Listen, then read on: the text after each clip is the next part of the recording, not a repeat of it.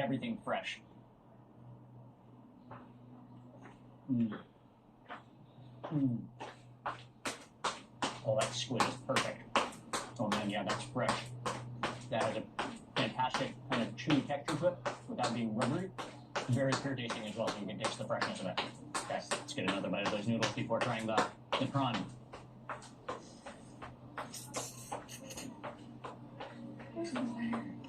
Mm. It is a nice, addictive, tangy combination. Mm. Well, that's nice and nutty. And again, you can really taste the freshness of all the seafood here.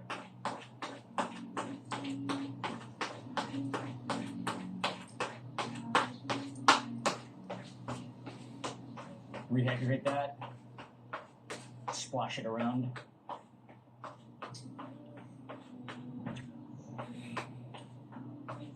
Shrimp is sweet, firm. Excellent. Let's try the fried version. So this is the mi udang goreng. Well, actually, that with squid as well.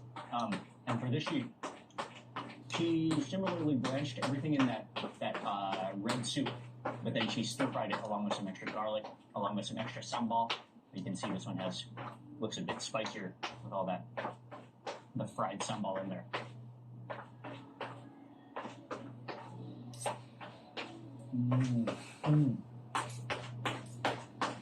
The fried version is quite tasty with the extra chilies in there, with the extra shallots. I mean, they actually eat quite different, but I do tend to like the stir-fried version.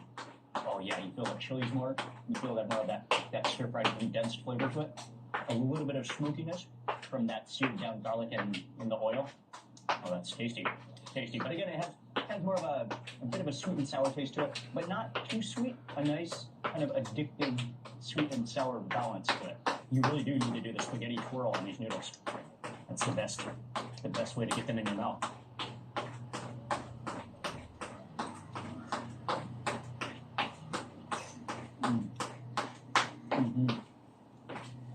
Let's go for a shrimp.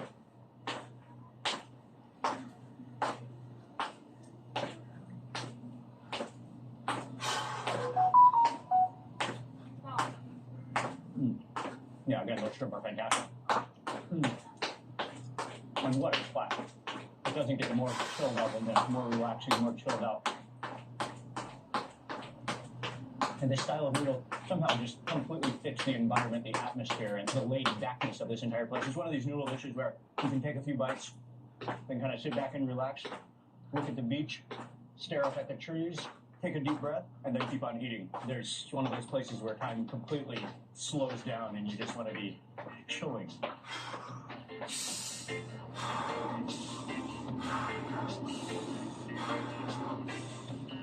Yeah, I think I like the fried version the best.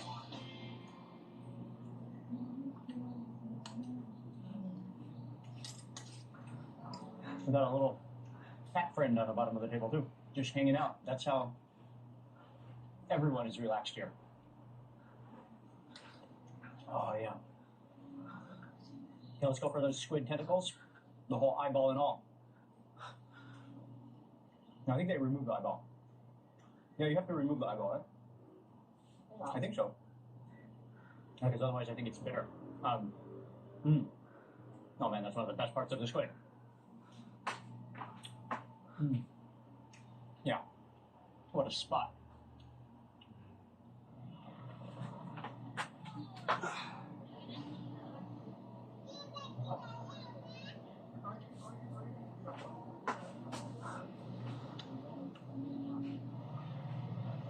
My name is Badrun.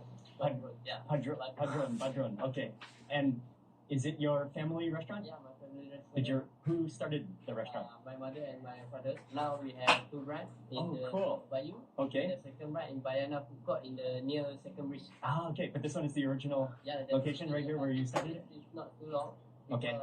This maybe after 2 months, the owner in this place want to buy a house.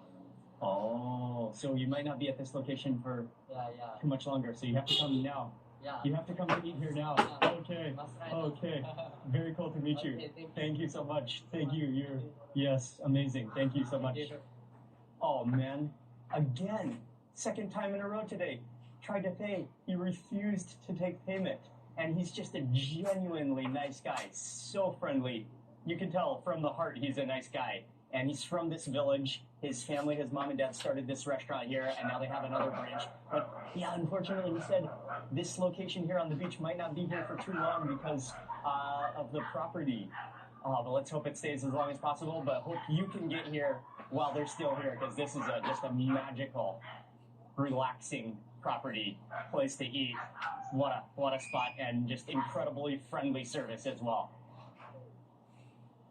Even though we're on the same island, Penang Island, as Georgetown, it's just a totally different world here in the south. Just calm and peaceful and relaxing, and nature, and just that's the beauty of Penang, I think, is there's so many diversity. On such a small island, there's so many things, so many different atmospheres and places to visit and foods to try. From here, we're continuing on this seafood tour. We're going to continue down the coast, still in the very far south of the island of Penang, and to a more remote area where there's this one seafood restaurant that looks incredible, and it's also on the beach. Cempedak. Cempedak. Yes. Oh, yes. On the side of the road, we bought it's called Cempedak, similar to jackfruit Cempedak. In Thai, it's called Jambada, but this is the Penang Cempedak.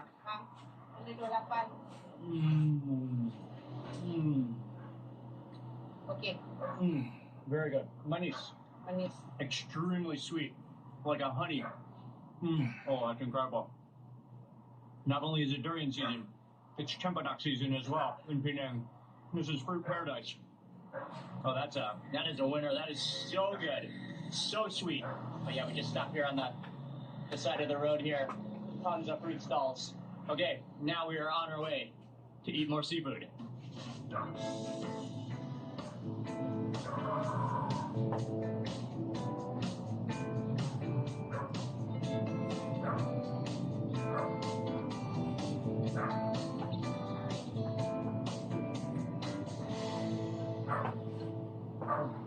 We drove, it's quite remote. You go through along the coast in the south, and then you come to another village, which I think this village is called Gertak Samul, and it's all the way at the end of the road. In order to protect your peace, the first thing is this: you shouldn't tell anyone your exact, specific financial details of your life. It's really not necessary. Look, your income, your net worth, your debt, your investing strategies, right? Those are things that you really shouldn't share. Those are things that are pretty personal. And you may be saying to yourself, well, hey, you're a YouTube guy talking about money all the time, and you share your stuff. Well, the difference is I'm trying to help a whole bunch of people. If your eyes change color in the sun, you're not just human. If you've never broken a single bone, you might be one of us. If you look younger than your age, you might be one of us. 5. 1, 2, 3, 4, 5. 6. 1, 2, 3, 4, 5. 7. 1, 2, 3, 4, 5. 8. 1, 2, 3, 4, 5. 9. 1, 2, 3, 4, 5. 10. 1, 2, 3, 4, 5. 1. 1, 2, 3, 4, 5. 2. 1, 2, 3, 4, 5. 3. 1, 2, 3, 4, 5. 4. 1, 2, 3, 4, 5. 5. 1, 2, 3, 4, 5. 6. 1, 2, 3, 4, 5. I'm trying to 7. help other people get 2, to a certain 3, point. 4, And oftentimes, that 8. unfortunately 1, requires 2, that I 3, share 4, a few 5. things about my 9. personal 1, finance. Now, I 2, don't share 3, everything, 4, but I share 5. some of them so 20. that people 1, understand 2, that 3, I'm 4, not just 5. talking, but this is what 1, I actually practice 1, and do. 2, So if you have a 3, YouTube 4, channel and you're trying to reach and 2, help millions, 1, it may 2, be okay, 3, but 4, for most 5. people, I wouldn't 3, share my personal 1, financial 2, details 3, because 4, sharing too much 4, can invite 1, 2, jealousy. 3, Let's just be 4, honest. 5. And it can invite people 5. who want to 1, manipulate 2, you or 3, want to 4, get your money from you, 6. right? Because people do steal. We live in a crazy world out here. There are people that will steal anything from you and not think nothing about it. Have no heart. Just take what you got, right? People are crazier now than maybe ever before. I don't know. But people will judge you if you start sharing what you have. People will definitely try to 1, 2, compete with 3, you. 4, Either way, 5, sharing your 7, personal financial information 1, 2, 3, invites drama 4, and 5, oftentimes 8, manipulation. 1, Like when 2, you start 3, sharing 4, your 5, financial 9, details with 1, people, it's 2, going to 3, expose 4, you 5, to 30, unsolicited 1, opinions 2, 3, and 4, unsolicited judgment 1, that you may not 1, want, right? 2, There's 3, people 4, who they won't like 2, you, right? Just 1, because 2, of 3, the amount of 4, money you have. So in my opinion, 3, I would not 1, share 2, personal 3, 4, financial information with 4, anyone, right? If you're 1, getting help 2, through 3, some 4, counseling or 5, some coaching 5, or some mentoring, that's 1, cool. 2, Totally 3, understand. 4, And again, if you have a YouTube 6, channel or something, or 1, you have a 2, business 3, that 4, requires 5, sometimes that you 7, share information, 1, I 2, understand. 3, But 4, for most people, I 8, wouldn't share it with anyone. 1, Keep it 2, to yourself. 3, Now, 4, the second thing that 9, somebody needs to 1, know 2, is your deepest 4, 5, insecurities 40, and weaknesses. 1, Look, 2, we all 3, have 4, weaknesses, 5, guaranteed. 1, But to me, 1, unless 2, you're in a 3, safe 4, place 5, like therapy 2, or in some 1, type of 2, 3, deeply 4, trusting relationship, when 3, you have 1, vulnerabilities, 2, they can 3, be used 4, against you, and it can 4, alter how 1, people 2, decide to 3, treat you. 4, Right? There are some people who simply 5, thrive 1, on your 2, weaknesses 3, if 4, they're exposed to them. And there's 6, some people who 1, 2, also 3, that 4, thrive 5, on revealing 7, and showing their 1, weaknesses 2, and showing their 4, vulnerabilities. Right? Like there's 8, some people that really 1, want the 2, world to 3, see 4, how vulnerable they are. 9, Now, me personally, 1, 2, I've never been like that, 4, and I really don't understand that. 50, But sharing your 1, personal 2, pain with your 4, immediate family, that's not what I'm talking about. 51, I mean sharing your vulnerabilities with people you don't know, right? We know that everybody has pain. Everybody has health issues. Everybody has insecurities. And, of course, weaknesses, right? Everybody. Everybody walking the face of the planet. I don't care how good they're looking on IG and Facebook and X and TikTok. It doesn't matter. They all have weaknesses and vulnerabilities. We know that. But I don't need to see you as insecure or vulnerable for me to feel better about myself, right? Because people will either pity you or they will weaponize your pain. Share your lessons, but maybe you share the lessons after you've grown. Because there are people who are out there waiting on your vulnerabilities to show, waiting on you to mess up, waiting on you to make a mistake or show your weakness. Now, the third thing that you should never tell anyone to protect your own peace is your next big move. What is it? Don't tell anybody.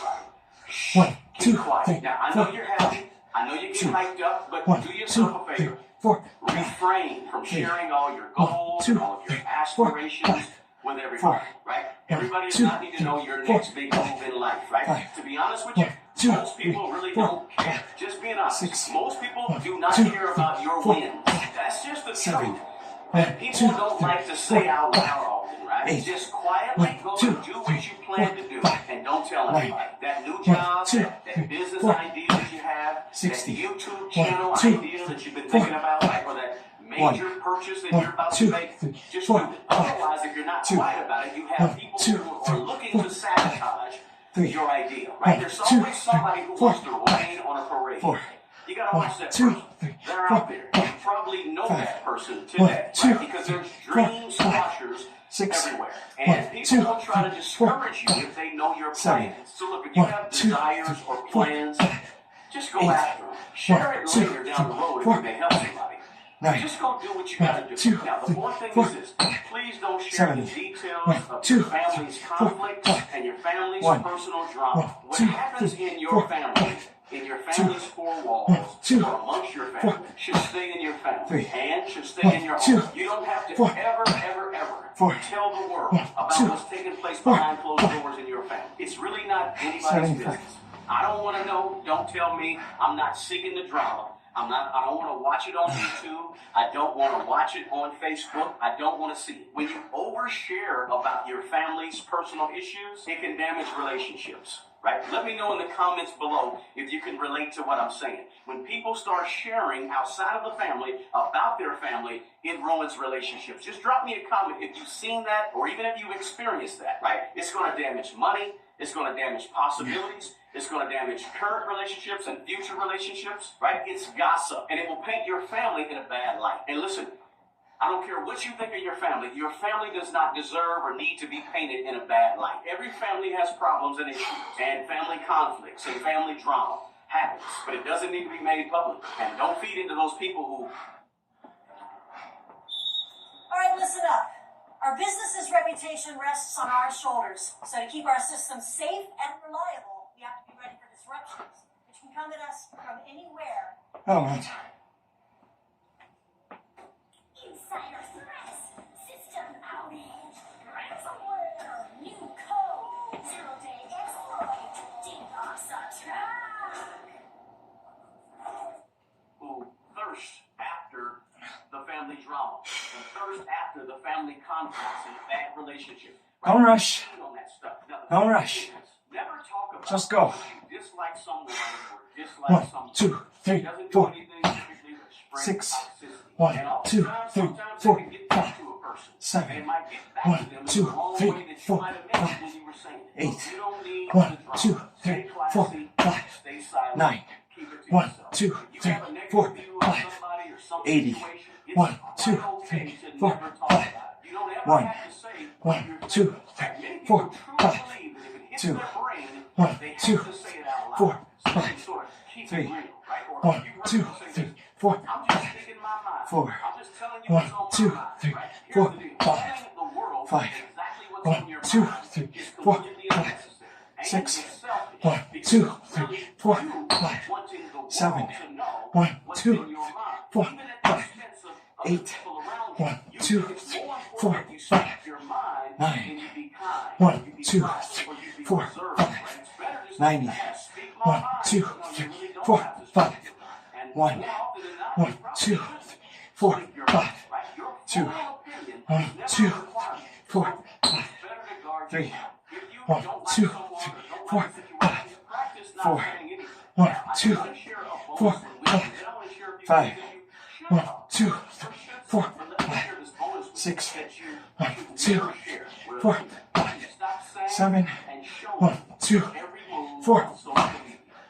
It's truly not necessary. Guys, tell me if you understand what I mean in the comments below. 98. I'm the only person that can remember about 15 or 20 years ago when we all were very, very conscious about the information that we shared online, right? Telling people our every move was kind of a no-no back then and sort of dangerous, right? Did we forget that, or is it just me? But I still believe that oversharing information online, like your location, what you're buying and purchasing, or what your plans are, I still believe that's a little bit risky, right? So Yeah. for your security and for your peace of mind, don't do it, right? Or at least slow down doing it. Now look, I never want to leave a video on the negative. So let me give you some things that you probably should share with other people, right? To build some connection, to build some trust, to build some growth. First, obviously, share some love, right? You know that care and concern for other people, share it. It's okay. Share your wisdom.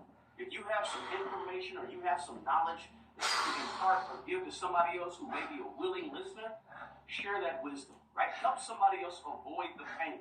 Another thing you can share is opportunities, right? Like if you know there's a job opportunity or a job fair or something coming up that may help somebody else, that may offer an opportunity to someone else, share it. Please share it. You always want to share good information. That's why I want you to share this, yeah? with somebody who you may know. It's good information and it's something you can share and pass along, right? And then another thing You don't have to share this.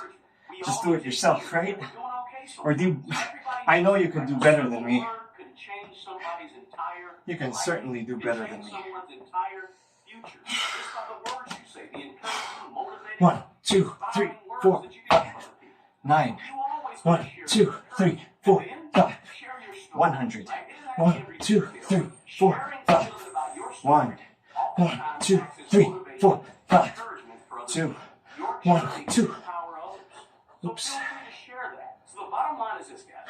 Protect your peace. But at the same time, you don't 1, 2, 3, 4, 5, 3, 1, 2, 3, 4, 5, 4, 1, 2, 3, 4, 5, 1, 2, 3, 4, 5, 6, 1, 2, 3, 4, 5, 7, 1, 2, 3, 4, 5, 8, 1, 2, 3, 4, 5, 9, 1, 2, 3, 4, 5, 10, 1, 2, 3, 4, 5, 1, 1, 2, 3, 4, 5, 12, 1, 2, 3, 4, 5, 3, 1, 2, 3, 4, 5, 4, 1, 2, 3, 4, 5, 5.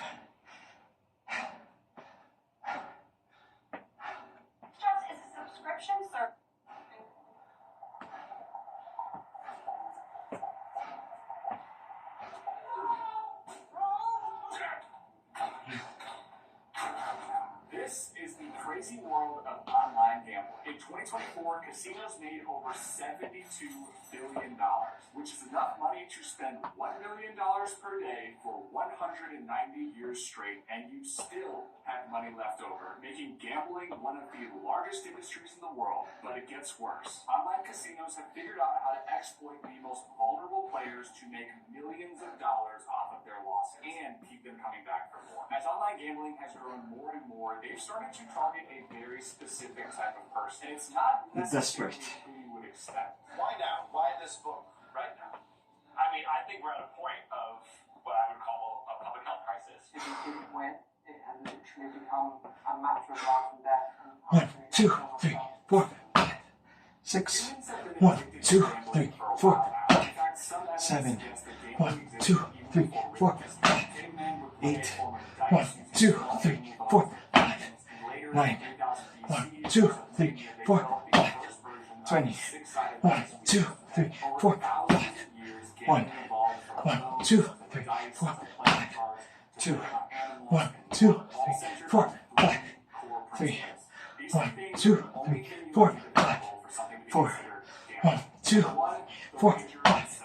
5. 1, 2, 3, 4, 5. 6. 1, 2, 3, 4, 5. 7.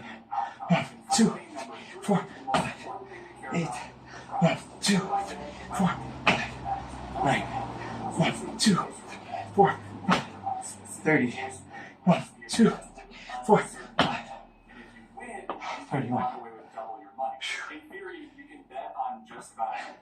Will my team win tonight? Who will be the next James Bond? Will the price of Ozempic fall before February? And this is exactly what hooks our brains into the idea of gambling. But to understand just how deep the psychological manipulation goes, I had to dig into decades of research on gambling addiction and brain chemistry. And honestly, without Notion's new AI tools, I would have been drowning in all of this information. Let me show you what I mean. What used to take me hours of searching through websites, summarizing things before adding them into my notes and then into my script can now be done all at once. All I have to do is head over to the new Notion home tab and use the research box to search for what I'm trying to find. The AI will then start searching through different sites online about gambling and brain chemistry. It will pull neuroscience journals, addiction research, and behavioral psychology papers, and then neatly slice it into a full document for you to review. 1, 2, 3, 4, 5. 2. 1, 2, 3, 4, 5. 3.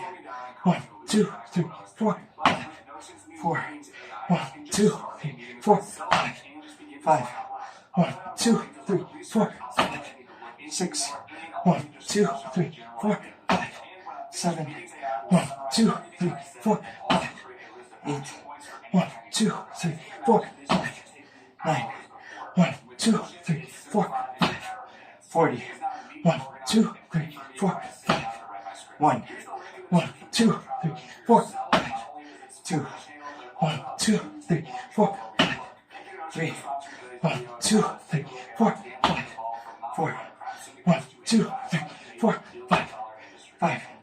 1, 2, 3, 4, 5. 146.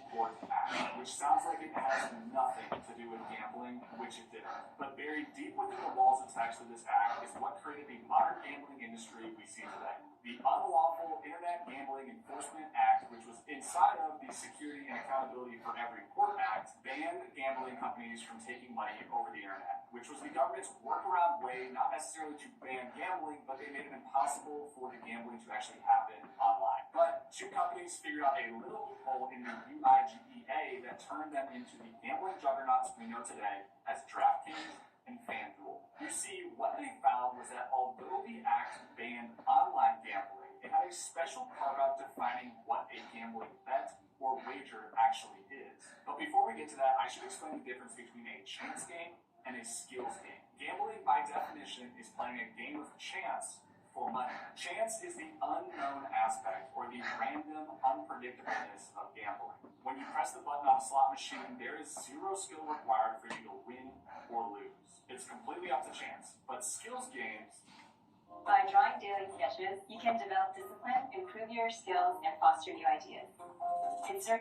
That's a whole different thing. When playing a skills game, the outcome is mainly based on the skills of the player, not 1, the 2, random chance 3, of 4, probability. 5. And because of 7. that, a 1, skills-based 2, game 3, is not 4, technically considered gambling, 8, which made it 1, legal 2, while all 3, other 4, forms of online 5, betting were completely 9, outlawed. Fantasy 1, sports 2, live came 3, first 4, when we saw 5, live DraftKings 50, FanDuel 1, all market 2, daily 3, fantasy 4, sports 5, betting. Instead of 1, betting on the outcome 1, of a 2, sports game, 3, they allowed 4, users to 5, create fantasy 2, teams and bet on 1, their 2, fantasy 3, outcome. 4, Because 5, building the right fantasy 3, team 1, requires 2, 3, 4, 5, 4, research, 1, 2, 3, analysis, 4, salary 5, management, and 5, game lineup strategy. 1, Fantasy 2, games 3, will 4, still 5, face 6, thus 1, 2, not 3, able. 4, DraftKings 5, and FanDuel 7, steadily 1, through their 2, fantasy 3, games 4, until 5, 2018 when the Supreme 8, Court 1, overturned 2, previous law 3, outlawing 4, sports 5, betting, which basically 9, opened up the 1, floodgates for 2, betting. 4, Since then, they've gone on to become 60, two of the 1, largest 2, betting companies in the 4, world, controlling over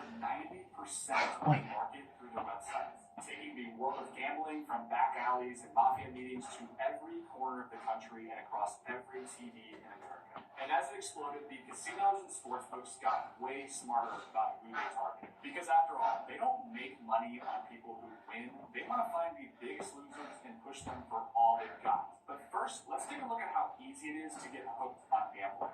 The mass legalization or normalization of sports gambling has the potential to rival the opioid epidemic in the United States and its destruction of the American family. So I live in Texas, where real money, online casinos, and sports betting are illegal. But, as with everything, there are loopholes.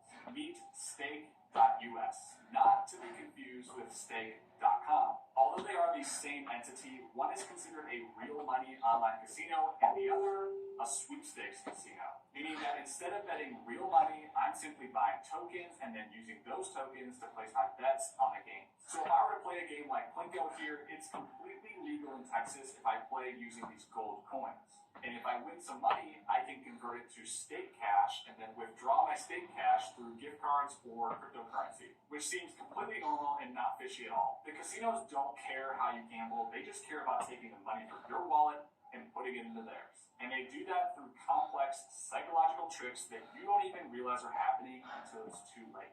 It tracks back to this behavior loop that I call the scarcity loop. It's got opportunity, unpredictable rewards, and quick repeatability. Opportunity, you have an opportunity to get something of value. In the case of a slot machine, it's money. 2, unpredictable rewards. You know you're going to get the thing of value. You continue the behavior. But you don't know when. And you don't know how valuable it's going to be. So with the slot machine game, when those reels are spinning, you could win nothing, basically lose your money. You could win a couple dollars, or you could win a life-changing amount of money.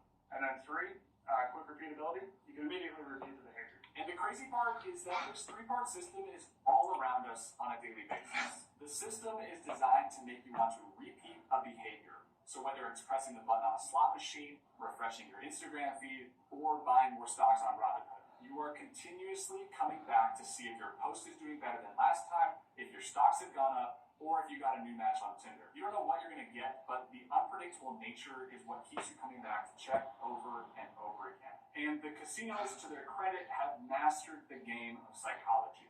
They understand that the thing that keeps us coming back for more is the dopamine rush we get. But the weird part is, the dopamine rush doesn't even happen when you win the mega jackpot. Instead, the largest surge of dopamine in your brain comes right before you find out if you won, while the ball is spinning around the roulette wheel or while the slots are flying by. In that small window of time, your body's dopamine levels skyrocket throughout your brain because you have no idea what can happen next. Your brain 1, 2, 3, 4, 5, 2, 1, 2, 3, 4, 5, 3, 1, 2, 3, 4, 5, 4, 1, 2, 3, 4, 5, 5, 1, 2, 3, 4, 5, 6, 1, 2, 3, 4, 5, 7, 1, 2, 3, 4, 5, 8, 1, 2, 3, 4, 5, 9, 1, 2, 3, 4, 5,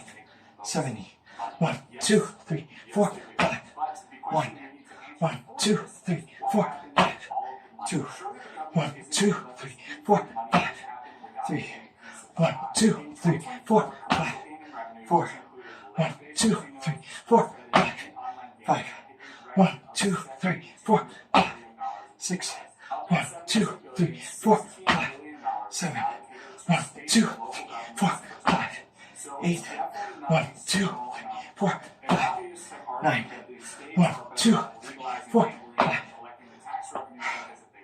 80. Find ways to gamble anyway, but the government wouldn't get any bit of it, which makes sense. They would rather just have it out in the open versus hidden in the shadows. They also argue that it's a form of painless taxation. In other words, it's a way for the government to increase taxes without actually increasing the tax burden on all citizens. There's also an argument to be made that gambling and casinos increase tourism and job growth, which I can definitely understand. Therefore, I guess it makes sense to leave it up to the people to decide whether or not they want to participate. But there's still some issues I have with the way they market it, because the victims these casinos are going after might surprise you. You see, as we've learned, these gambling corporations are very good at what they do. Most of the gamblers that feed these businesses are highly educated, high-earning, financially literate men.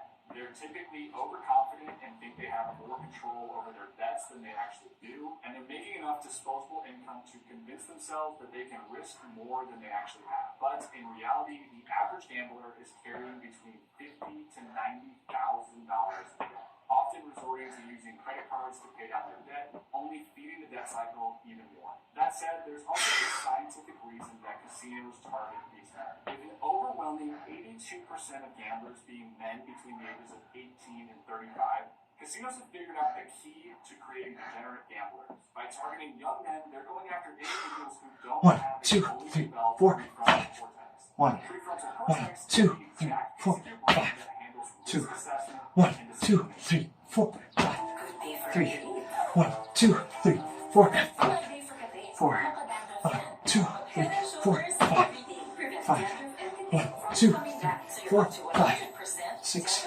1, 2, 3, 4, 5, 7, 1, 2, 3, 4, 5, 8, 1, 2, 3, 4, 5, 9, 1, 2, 3, 4, 5, 90, 1, 2, 3, 4, 5, 1, 1, 2, 3, 4, 5, 2, 1, 2, 3, 4, 5, 3, 1, 2, 3, 4, 5, 4, 1, 2, 3, 4, 5, 5, 1, 2, 3, 4, 5, 6, 1, 2, 3, 4, 5, 7, 1, 2, 3, 4, 5, Before your prefrontal cortex is fully developed, young men largely rely on System 1 thinking, which explains a lot of the dumb decisions we all make growing up. But it doesn't stop there. By targeting System 1 thinking, casinos get you to impulsively bet higher amounts, bet more often, and keep coming back for more even after you've lost big. Because deep down in your gut, you know there's always going to be a win on the other side of all those losses.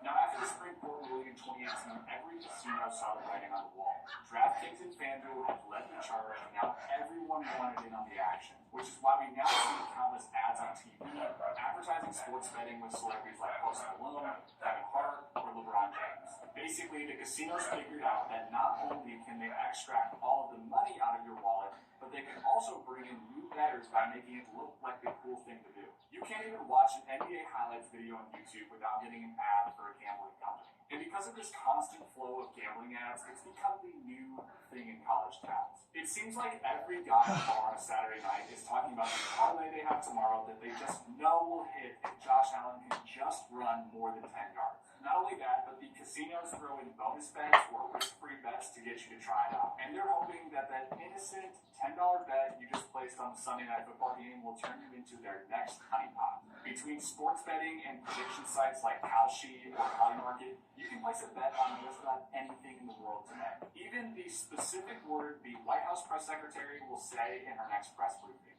The question is, how far is too far? I'm all for free markets and letting people decide what to do with their own money. 9, 1, 2, 3, 4, 5, 200, 1, 2, 3, 4, 5, 1, 1, 2, 3, 4, 5, 2, 1, 2, 3, 4, 5, 3, 1, 2, 3, 4, 5, 4, 1, 2, 3, 4, 5, 5, 1, 2, 3, 4, 5, 6, 1, 2, 3, 4, 5, 7, 1, 2, 3, 4, 5, 8, 1, 2, 3, 4, 5, 9, 1, 2, 3, 4, 5, 10, 1, 2, 3, 4, 5, 1, 1, 2, 3, 4, 5, 2, 1, 2, 3, 4, 5, 3, 1, 2, 3, 4,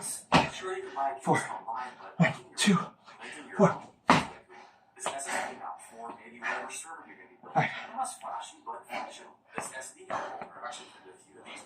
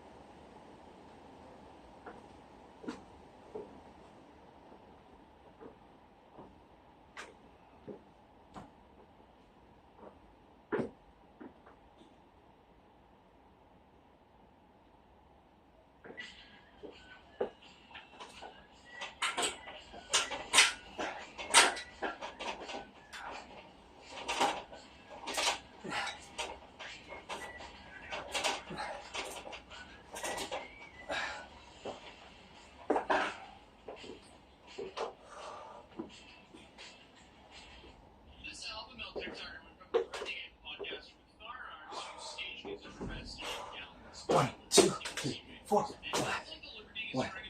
1, 2, 3, 4, 5.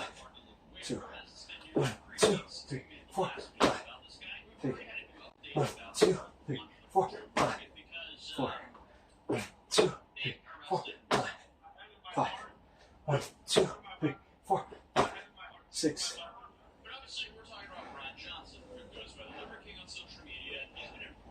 One, 2, 3, 4, 5. 7. 1, 2, 3, 4, 5. 8. 1, 2, 3, 4, 5.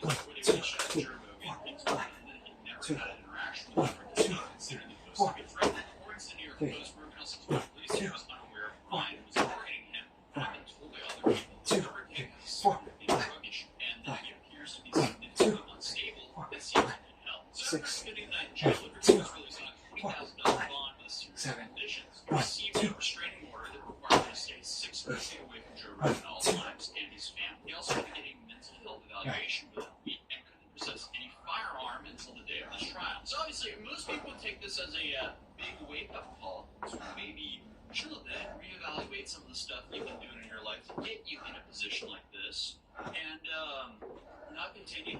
Instead, he just doubled down on his content. So he started making more content while slurring in his videos. He showed off his ankle monitor and acknowledged the restraining order, but in the most bizarre way possible. He also posted more than a dozen videos, including some where he asked someone if they could tell him if Rogan was going to be in Austin so he could comply with the judge's orders and stay away. Which, to me, kind of sounds like he's still trying to find him. Ang dami ko ng hiraman, pero wala daw sila extra. Need ko pa naman para sa operasyon ni Lola. What do I know? 200 yards. 200 yards. Restrain myself, I must do. Here's how we do it. If anybody's last name is Rogan, and you're in the capital of Austin, Texas, like Capitol Hill stuff, place like when they make laws, like Rogan versus Liver King, where bullies that are big, that don't just do good and true, are held accountable. Yeah, that's where I'm gonna go. So if you don't mind, just don't be there for a little while within 200 yards. Overall, my whole reaction here is, dude, what are you doing? Then he started playing some word game to try to get around the restraining order, suggest that he didn't want to say Joe Rogan's full name for legal reasons. Oh, how about this? If your first name starts with a J and the last name is Rogan, announce yourself.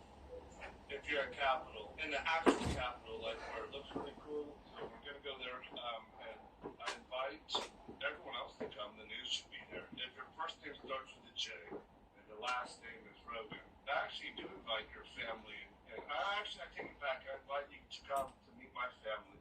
That's what I invite. But here is where the story takes an absurd turn, because on the 4th of July this year, Liver King decided to stage his own fake arrest and post it on social media. A guy who is currently out on bond for allegedly making terroristic threats against Joe Rogan uploaded a clip showing a couple of fake officers arrest him. My head and my heart. These are my weapons. My head and my heart. These are my weapons. Get back. Oh, get back. Get back. I don't care you. Do all you want. Get back. Stand back, my wife. You talk to her when you're in court. Okay. Barbarian. Watch your back. Watch your back. You back. What? Yes, sir. I tell you again. Back. Yes, sir. Why would you do this? And obviously, people immediately reply this as none of the thugs are showing which county or which police force they were a part of. So there's a lot of red flags from the video, and not too long later, he shared the second video confessing that the whole thing was just pretend. Just a video of pretend charlatan arrest. There's another metaphor for it also. It's the 11th ancestral tenet. Adventure/fun. I thought it might be funny and not let anybody in on it, until way later and come walking back. But really, this was fun. We had a great laugh. Yeah, so that's a weird attention play. Yeah, dude, I think being arrested as it's like the 11th ancestral tenet. Oh, well, in that case, okay. So this dude just got arrested for real, bonded out of jail, is wearing an ankle monitor, has a restraining order, and is facing obviously serious legal charges. And I guess as a response to this, he faced another arrest for content. Again, fascinating use of free will. But however, after 3 weeks of all this stuff, Ryan might be moving on. Hopefully he moves on from the Joe Rogan obsession, because since the fake arrest video, he's gone back to posting his usual podcast style reels. He's only mentioned Joe Rogan twice since then, which sounds like a lot for a normal person, but for this guy, that's some very low numbers. And one of these times it was indirectly in your description, and another time you replied to some comment asking when the rematch with Joe Rogan was going to happen. You should ask him when the rematch is.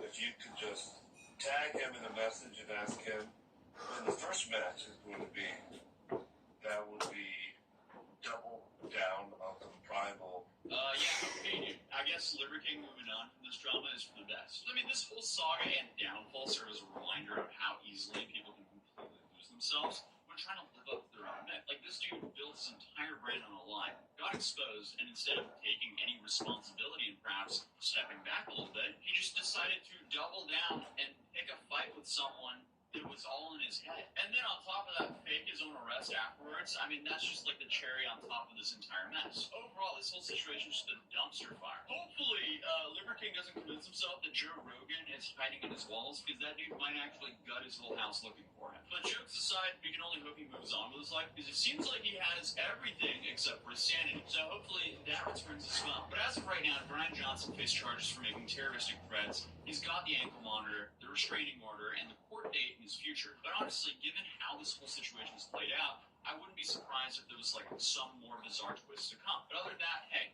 if you enjoyed this video, drop a like on it, subscribe if you're new here, and you should definitely check out this video because YouTube's recommending it. But other than that, I'll see you guys next one. Peace.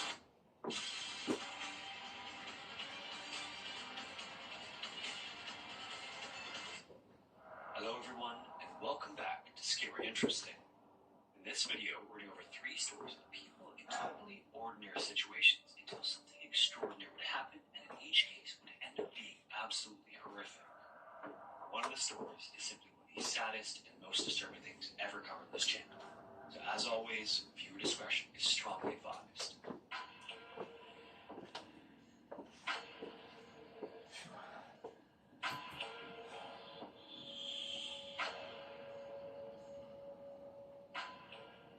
October 8th, 1999 was going to be a big day for 36-year-old Anna. Not only would she be meeting with a job matching service that afternoon, but it would be only her second or third visit to Chicago's bustling downtown area. The Windy City had been Anna's home for the past 2 years, but she had never had much cause to hop on an L train and head to the skyscrapers known as the Loop. This busy area is known as Chicago's central business district, and in the back of Anna's mind, she was a little apprehensive. Like, what if she got lost, or what if she missed her stop on the train? None of these worries could be entertained in her mind for long. Her 3-year-old daughter would be joining her on her downtown adventure, so Anna needed to get both of them ready to go. As the morning wore on, they were finally ready to go, so the pair left their apartment and headed for the nearest train station to get on the L.